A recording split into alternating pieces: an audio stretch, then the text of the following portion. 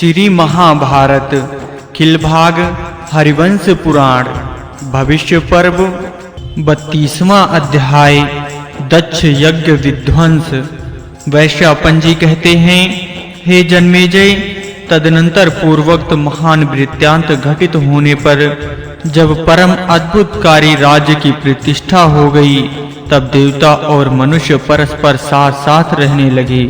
हे भरत, वह देवता और मनुष्य एक साथ स्वाध्याय करते, परस्पर प्रेमवश एक साथ रोते और यज्ञ कर्म में मनुष्यों द्वारा दिए गए भाग्य को देवता स्वयं आकर ग्रहण करते थे। उन्हीं दिनों प्राचेतस दक्ष को अश्वमेध यज्ञ की दीक्षा देकर भगवान बृहस्पति ऋषियों से घिरे हुए वहां बैठे।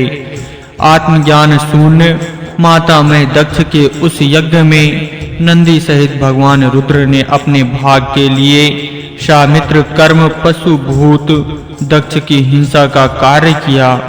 नंदी भगवान रुद्र के ही रूप हैं, जो उन्हीं की इच्छा से परम धर्मात्मा पुरुष शरीर से प्रकट हुए हैं। हे राजेंद्र, पूर्वोक्त योग के प्रभाव से वो जो प्रसिद्ध सनातन ब्रह्म है, उसी को उन परमात्मा रुद्र ने ही वेद वाक्यों द्वारा उस रूप में प्रकाशित किया है। भगवान रुद्र के गणों में से कुछ रूपवान हैं, कुछ रूपहीन। कितनों के नेत्र विकराल रूप वाले थे, कितने ही घटोदर घड़े जैसे पेट वाले थे। कितने ही गणों के नेत्र ऊपर सिर पर थे, कोई विशालकाय थे तो कोई वामन। बहुतेरे बड़े विकट दिखाई देते थे। कितनों के सिर बड़ी बड़ी चोटियां थी और बहुत से जटाएं रखाए हुए थे। किन्हीं के 3 आंखें थीं तो किन्हीं के खूंटे जैसे कान थे। कोई चीर पहने हुए थे तो कोई चमड़े लपेटे रहते थे। कितनों के हाथों में कूट मुंदर शोभा पाते थे। कोई घंटा धारण करके रखते थे तो कोई मूंज की मेखला पहने हुए थे। कितनों के हाथ में कड़े और कानों में सोने के कुंडल शोभा पाते थे। कोई डंका पीटते थे तो कोई बिहेरी, कोई मृदंड बजाते थे तो कोई वेणु। कितने ही गण शंख और मोजर बजाते थे। कितनों के हाथों में ताड़ के फल थे। उस समय भयंकर आयुध एवं पिनाक धारण करने वाले महादेव जी यमराज के समान जान पड़ते थे।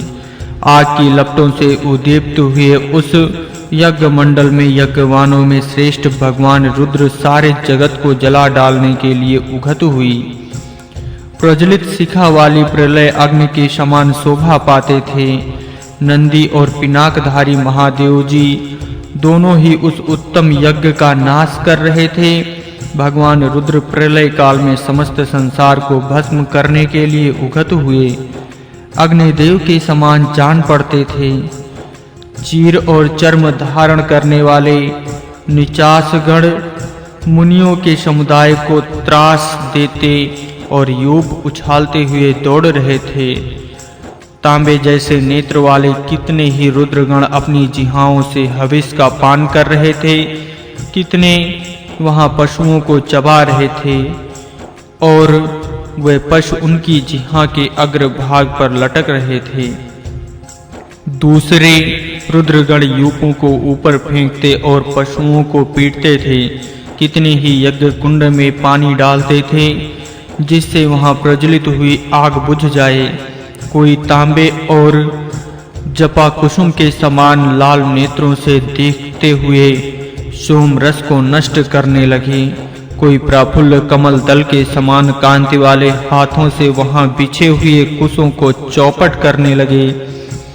किन्हीं के यूप तोड़ डाले, किन्हीं ने कलश उठाकर फेंक दिए तथा कुछ गणों ने वहां शोभा के लिए बनाए हुए सुवर्ण में वृक्षों के टुकड़े टुकड़े कर डाले। कुछ गणों ने बाणों द्वारा सुवर्ण में वृक्षों को विदीर्ण कर दिया तथा उन पर सुनहरे बाण छोड़े। कितनों ने यज्ञ पात्र तोड़ डाले और अरडी को भी मत डाला। कुछ गणों ने पत्नीशाला उजाड़ दी और वहां के सब सामान लूट लिए। ये सब कार्य वे बड़ी सावधानी से कर रहे थे। उन्होंने पुरुंडास खा लिए और उनके राक्षसों को अपने नखों के अग्रभाग से बकोट डाला। इस प्रकार जब दिन में और रात में भी पीड़ा दी गई, तब वे महान यज्ञ मूर्तिमान होकर मथे जाते हुए समुद्र के समान बड़े जोर जोर से आर्तनाद करने लगे। तब महारथी महादेव जी ने दोनों घुटनों के बल पर खड़े हो गए और साक्षात ब्रह्मा जी ने जिसे बाण सहित पहले से दे रखा था तथा जो कीचक और वेणु नामक बांसों से बनाया गया था, उस धनुष को हाथ में ले उसे झुकाकर उन्होंने उस पर बाण रखा तथा उस महायज्ञ को जिसका निशाना बनाया, उस बाण से घायल होकर वो यज्ञ आकाश में उछला और मृग होकर आर्तनाद करता हुआ ब्रह्मा जी के पास दौड़ गया। बाण से आहत हो जाने के कारण उसे भूतल पर न तो कोई रक्षा का आश्वासन मिला और न चित्त में शांति ही प्राप्त हुई। अतः वो शरणार्थी होकर शरीर में धसे हुए बाण के साथ ही ब्रह्मा जी की सेवा में उपस्थित हुआ। ब्रह्मा जी ने उस मृग से उत्तम बल से युक्त गंभीर एवं सुंदर भाषण करने वाले स्वर से ये शुभ एवं अनुनय पूर्ण बात कही। हे महायज्ञ, तुम झुकी हुई गांठ और 3 पर वाले बाण से पराजित हो इसी तरह महान मृग के रूप में आकाश में स्थित रहोगे। तुम नक्षत्र के सिर पर स्थित हो, हे मृगशिरा कहलाओगे।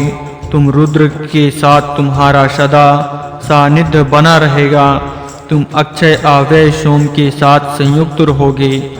सोम ही तुम्हारे देवता होंगे।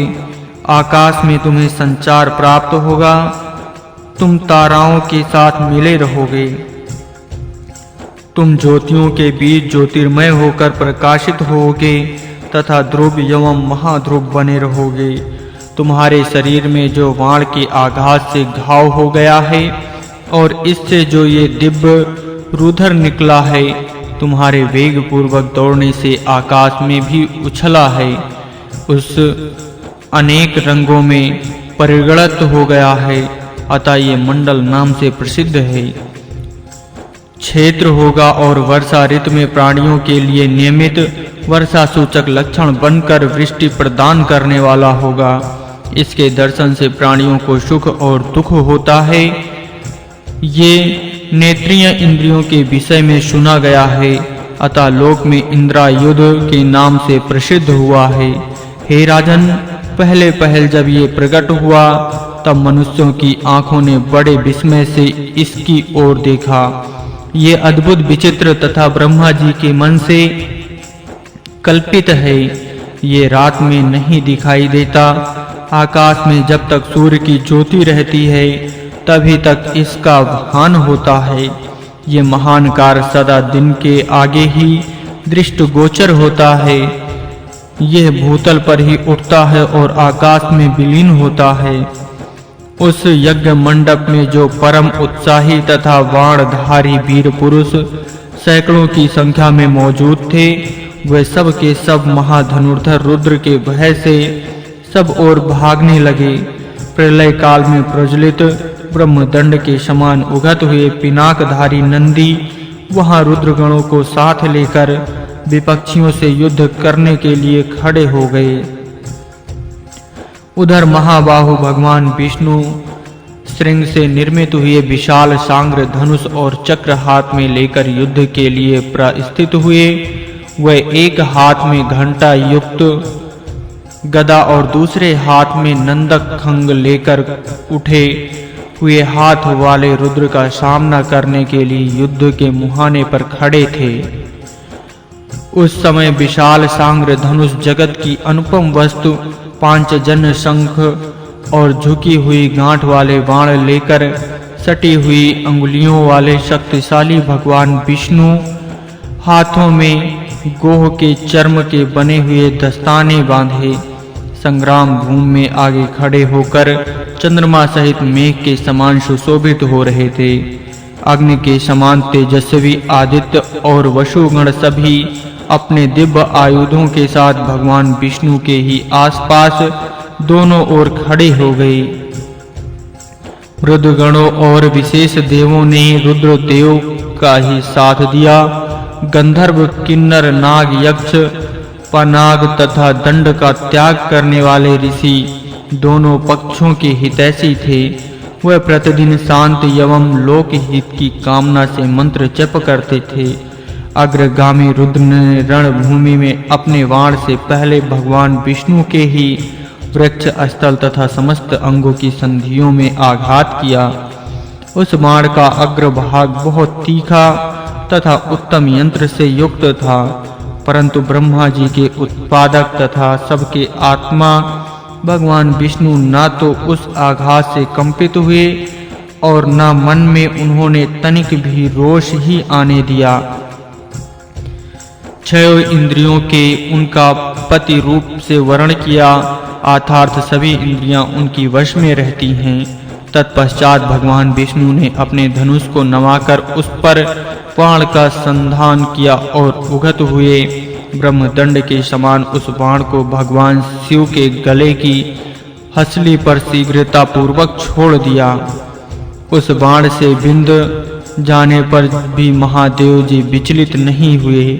ठीक उसी तरह जैसे ब्रज के प्रहार से मदराचल की महासंधि नहीं हिलती है, तब नीलवर्ण भगवान विष्णु हठात उछलकर सनातन देव रुद्र के गले से जा लगे। इससे महादेव जी नीलकंठ नाम से प्रसिद्ध हुए। फिर विष्णु बोले, अनादि अनंत देवता रुद्र मेरा अपराध क्षमा करें, क्योंकि मैं ये जान गया कि आप संपूर्ण भूतों और आगामों के आचार्य हैं। कर्म जड़ है, अतः वह आप चिन्मय परमात्मा को प्रकाशित नहीं कर सकते। हे भरत, भगवान शिव ही सर्वात्मा होने के कारण कर्मों के कर्ता और विकर्ता हैं। वह भूतों के शेष नहीं शेषी हैं, इसलिए समस्त प्राणियों में उत्तम है। हे राजन, जिन्हें कर्मों द्वारा नाना प्रकार के शरीर प्राप्त हुए हैं, उनमें अंतर्यामी रूप से स्थित होकर वह स्वयं ही कर्म करते हैं, उसके लिए प्रेरणा देते हैं। कर्ता और प्रयोजक दोनों से भिन्न जो शुभतम विशुद्ध परमात्मा है, उन्होंने वैसा ही नियम बनाया है। तदनंतर अंतरिक्ष से सिद्धों से मुख से निकली हुई परम अद्भुत एवं शुभ वाणी सुनाई देने लगी। हे सनातन परमेश्वर, आपको नमस्कार है। इतने में ही क्रोध से मूर्छित हुए रुद्र जनित बलवान नंदी ने पिनाक उठाकर युद्ध में भगवान विष्णु के मस्तक पर प्रहार किया। तब संपूर्ण भूतों के प्रतिपालक सूर्य श्रेष्ठ भगवान विष्णु हरिनंदी की ओर देखकर जोर जोर से हंसने लगे। फिर उन्होंने नंदी को स्तंभित कर दिया, वह हिलडुल भी ना सके। भगवान विष्णु ब्रह्म समान होकर तेज से प्रज्वलित होने लगे। वह क्षमा भाव से युक्त हो ठूंठे कांट की भांत अविचल भाव से खड़े रहे। अचिंत अप्रेम अजेय शत्रु का दमन करने में समर्थ और प्रलय अग्नि के समान महातेजस्वी होकर भी अविनाशी श्री हरि ने उस समय अपने चित्त को शांत कर लिया। सदा ही कामनाओं का परित्याग करने वाले धर्म परायण सूर्यश्रेष्ठ भगवान विष्णु ने प्रसन्न होकर उस यज्ञ में बुद्धिमान रुद्र देव के लिए भाग की कल्पना की। हे राजेंद्र, जिसे रुद्र ने भंग कर दिया था, उस यज्ञ को भगवान विष्णु ने फिर से जोड़ा, उसे विधि पूर्वक संपन्न किया। हे पृथ्वीनाथ, उस समय भगवान विष्णु और रुद्र के घोर युद्ध में भी गण यथा योग पक्ष में सम्मिलित हो गए थे। दक्ष यज्ञ के विध्वंस के समय जिसका जो पक्ष था, उसी का आश्रय लेकर उसने युद्ध किया। उस समय लोक में यज्ञ का नाश ही प्रतिष्ठित हुआ। परंतु हे राजेंद्र, यज्ञ समस्त प्राणियों के लिए हितकर एवं सनातन है। प्रजापति दक्ष ने यज्ञ का पूरा फल पाया है। जो पवित्र संयंचित एवं बुद्धिमान पुरुष यहाँ कही गई इस दिव्य कथा का ब्राह्मणों को श्रवण कराता है। वो समस्त अध्यात्म शास्त्र का अध्ययन करके देवलोक में पूजित होता है। परमात्मा का ये पुष्कर नामक प्राद भाव, जिसे द्वापायन व्यास जी ने कहा था, मैंने इस पुराण को पुष्कर प्राद भाव के प्रसंग में क्रमशः यथावत रूप से सुनाया है। महर्षियों ने इसका संस्कार किया है। जो पुरुष सदा सावधान रहकर इस श्रेष्ठ पुराण का यथावत रूप से श्रवण करता है, वो इस लोक में संपूर्ण कामनाओं को पाकर वीत शोक हो परलोक में स्वर्गीय फलों का उपभोग करता है। इस प्रकार श्री महाभारत के खिल भाग हरिवंश के अंतर्गत भविष्य पर्व में पुष्कर प्रादुर्भाव विषयक 32वां अध्याय पूरा हुआ।